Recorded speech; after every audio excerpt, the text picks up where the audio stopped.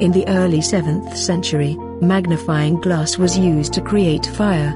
This was the most basic form of exploitation of the sun to generate energy.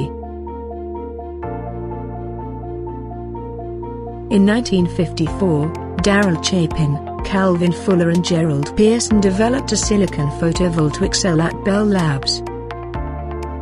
It was no ordinary feat because for the first time a solar cell was developed which could produce usable electricity.